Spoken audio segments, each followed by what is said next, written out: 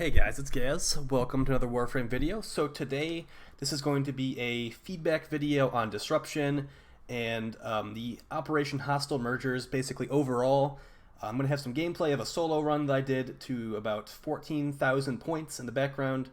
And yeah, hopefully you find that enjoyable. We're going to be going over some things I found to be good with the update, some things I found to be bad with the update. It's mostly going to be focused on disruption, though, guys. There's a couple things like here and there where I'm not talking about disruption, but it's pretty much all just disruption. Okay, so let's get into it. So I am going to start off with some things I really liked about the disruption game mode. So I really did like, first up, I liked how there was no fail state for the disruption game mode. So basically, you cannot fail. As long as you are still alive and you have revives and you are still in the mission, you can continue going, for better or for worse. I did like that. I really don't like when there's an instant failure state with things like defense objectives dying or things like that. Like for the old, if you ever played the Law of Retribution raid, when raids used to be in this game, there was a portion on the second segment of the raid where if you had this like Fomorian core thing die, the raid instantly failed and everybody got kicked to orbit. I really did not like that, and I'm really happy that, like Excavation, this game mode does not have an instant failure state. I do really appreciate that. It makes things a lot less stressful personally, although there are lots of elements of stress in this game mode. So yeah, that was really good. I do like game modes like that. Great job on that, DE.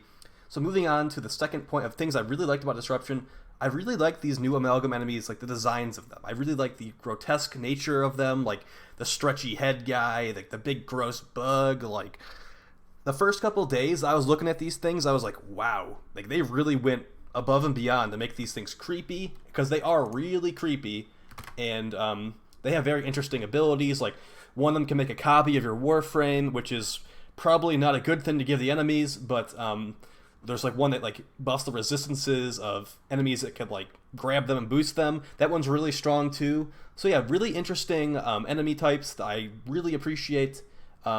Not to mention, like, they don't really care about damage over time, which does it is a huge weakness of the Corpus normally, that like you can make a gas build or whatever, or a toxin build, and just go directly to their health through their shields. The way these guys work, as long as they have their shield up, you can't really deal toxin or slash to them. So that's pretty cool. I do like that as well. Very interesting idea there. Good job whoever decided on that stuff. And then also, some other points I really like about Disruption, I really like the progressing the mission faster if you kill a Demolist as fast as you possibly can. So that's like what they were mentioning with performance-based rewards, although we'll get into rewards in a couple of minutes, guys. Don't worry, I go off on that one. I do like how you can basically just go really quick through this mission. You activate the console, you find the Demolist, bang bang, he's dead. That console is done. That's really nice, and I really appreciate that. Unlike Excavation, where it's like, the excavator is going to take a certain amount of time every time. You can't speed up the excavator no matter what. In this one, as long as you can kill really fast, you got the weapons and the gear to kill these guys, you're going to be rolling through, getting lots of those relics that you really needed. Okay, so yeah, great thing there. I really like that. Rewarding good play, good time investment on your gear. And then another thing I really like about Disruption, this is actually just like about the update in general, is I love the new Jupiter tile set, guys. I love it so much. Honestly, it looks so amazing. DE does not get enough credit on how good this looks and how much work obviously went into this. It's literally like a Grenier or a Corpus version of the Kuva Fortress. There's like traps everywhere. There's hidden rooms. The hidden rooms on the Corpus Fortress or Jupiter actually have important stuff in them too. So it's really amazing. Like if you guys haven't seen the hidden rooms that are on Jupiter, I definitely recommend that you like go look up a video of that, because it's really cool. It gives me like Whisper of the Worm flashbacks from Destiny 2, which is like a hidden secret weapon you can get. Unfortunately, there was no hidden secret weapon for the hidden rooms on Jupiter, but you know, maybe D thought that would be a bad idea to force people to do that to get a special weapon, because like obviously mastery rank is tied to these weapons. I just thought it'd be kind of cool if you like made some sentient weapon if you went to all the secret rooms at least once or something like that. Just an idea I had.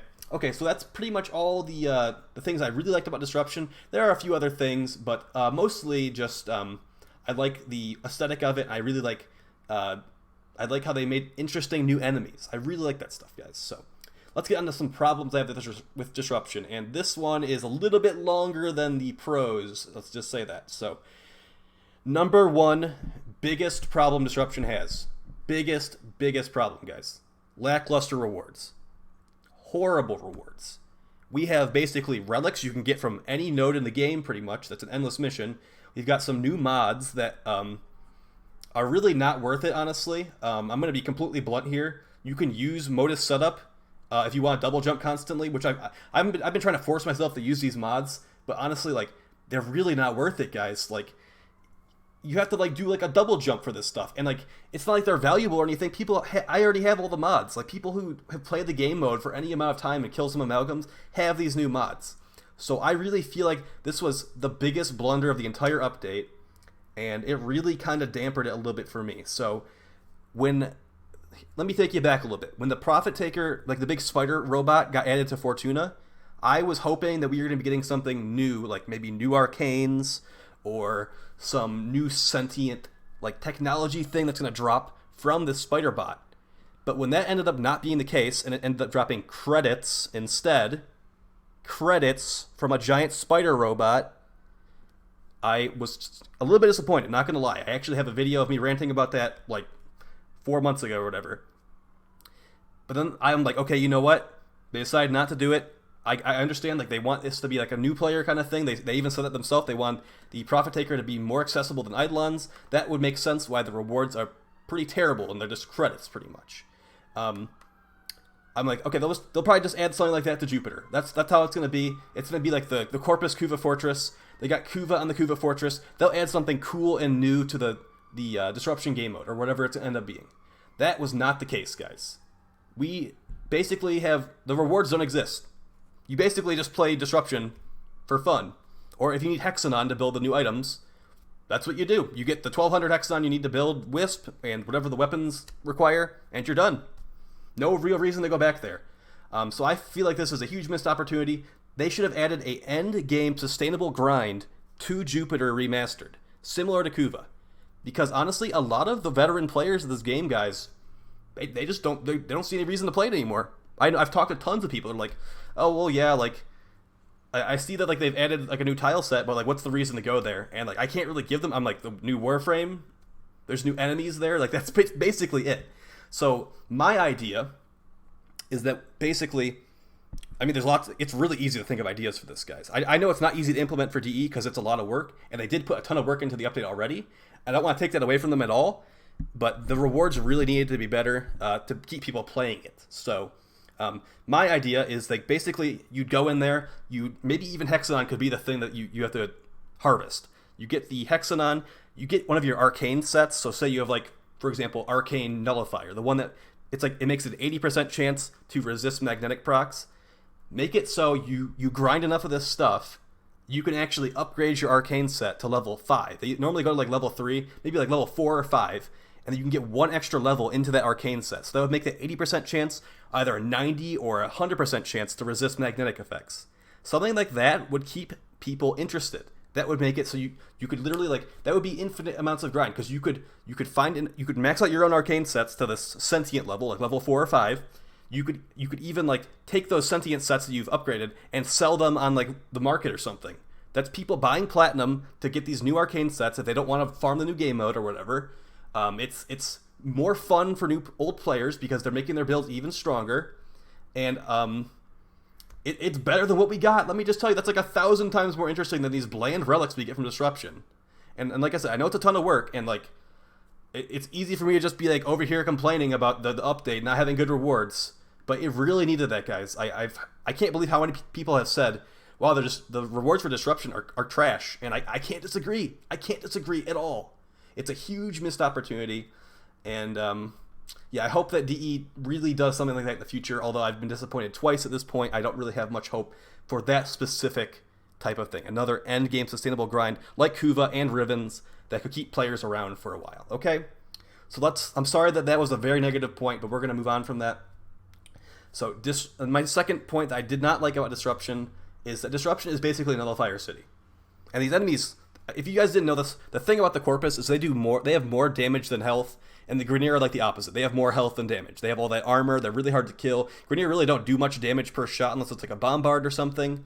The Corpus are the opposite. The Corpus have like basically no health, but they do a ton of damage. Like, you can get one shot by a level like 100 sniper like on almost every character. I know there's lots of characters that, not lots, but there's like a couple characters that don't get one shot by level 100 corpus sniper, but basically like a lot of them do. Okay, so especially if you don't have any DR built in.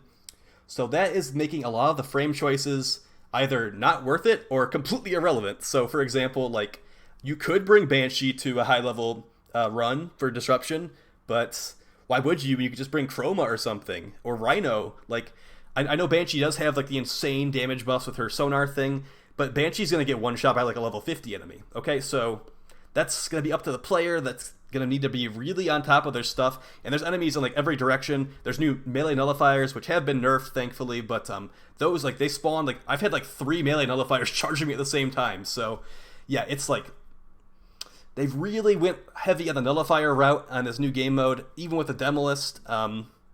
So I really didn't think that was a great choice, but maybe some people do actually like that. I personally did not. And then since we're on the topic of gear choices, how about the insane amount of HP and shield that the Demolist gets around like wave 12? You like literally need to use the most OP and broken stuff in the game to like even kill them. And you bet your butt you're using Condition Overload, because if you're not using Condition Overload, or like, well actually no, you need to use Condition Overload and get red crits to kill these things.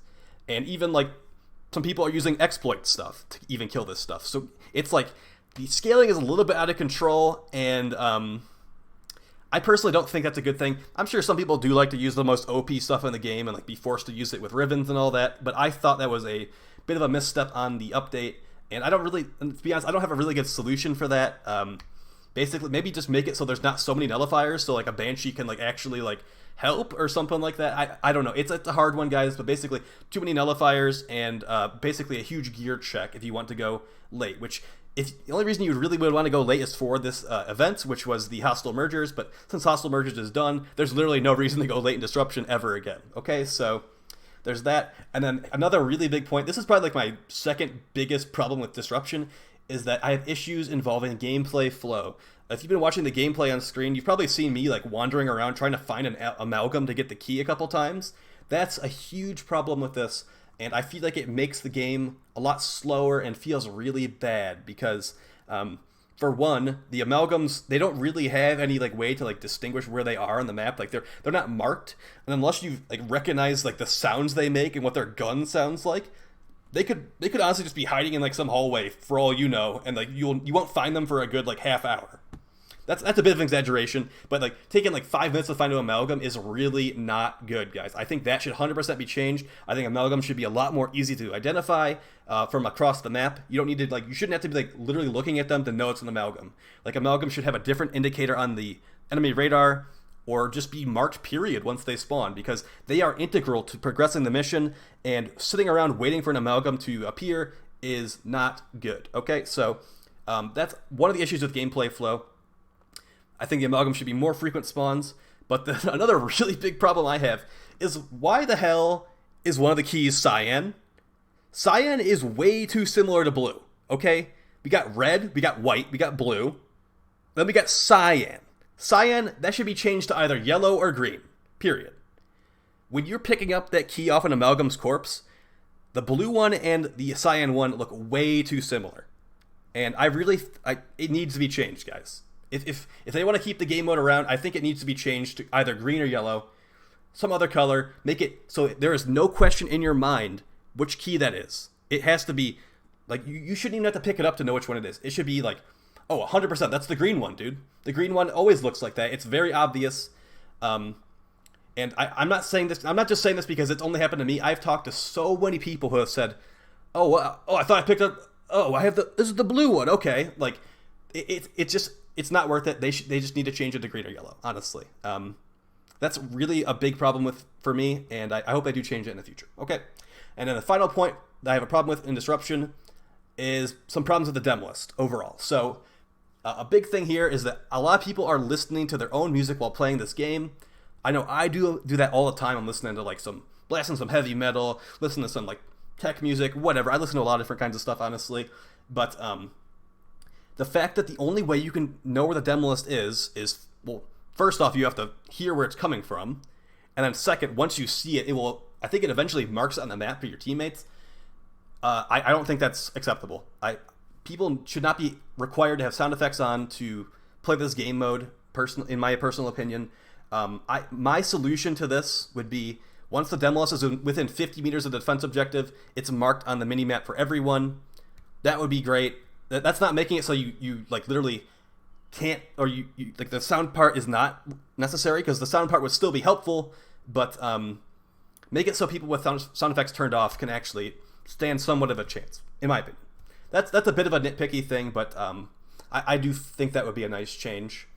Additionally, with the Demolist, the fact that a lot of Warframe powers just don't even work is a little bit frustrating. The fact that some of them do work is also frustrating. It's like, okay, well, what is it? Are they going to work or are they going to not work? Because like a lot of them don't. Like, for example, Equinox Sleep. I'm not going to bring an Equinox to a level 200 Demolist run. Like, I wasn't even going to make that choice in the first place. But now, like, I literally have no reason to bring Equinox at all because the sleep doesn't work, like the CC. It's not like you could play a day Equinox, I suppose, for a really late run, but it's not worth it, guys. Equinox is going to get one shot. Like, that's just one example. So I'd like more consistency with the Demolist as far as abilities are concerned. And this is like a small thing that I don't know if it's probably just a bug, but a lot of these things with the abilities, they are either buggy or inconsistent when the host and the client is involved. So, for example, I did a client-based run on purpose just to test some of these things out, and Magus Lockdown, it takes 2 to 3 applications to work as the client. As the host, it will work immediately on the first try. So those are some things that should get changed. I really find that frustrating, because like I'll suggest things to people and they're like, oh, well, it wasn't working for me. Like, are you sure Magus Lockdown works? I'm like, yes, 100% it works. And then I'll try it as the client, and it takes me, well, the first time I apply it, it does literally nothing. Second time I apply it, it will work. And then afterwards, I need to apply it twice more every single time. So that's a big problem for me, the host versus client bugs. So those are my main problems and pain points with Disruption Game Mode. Let's quickly just go over some quick thoughts about the Hostile Mergers event as a whole. So I think that DE should have gave us more info, personally, on how the event was going to be run in advance. So I am a high-ranking member in a 900-member clan. We were planning an event, like a Platinum Rewards event and stuff, for this Hostile Mergers when it came out, but we literally did not know the mechanics of this actual event until the day of, guys. We didn't know that it was going to be like an endurance-based thing until the day of. So I really think that DE should have communicated that a little bit better, possibly. So maybe like gave us the info, like, oh, it's going to be like a clan-wide, cumulative, highest score placing thing. That's how you're going to get your trophies. That's how rewards are going to be given out, etc., etc. I think that it would have been really nice if they did that for us. Although it's not super necessary, it was a little bit stressful that we were having to like basically wait on DE to give us this information on how the event was going to be run to make our own event, which ended up being the day of we got the information on it. Okay, so that was part of it.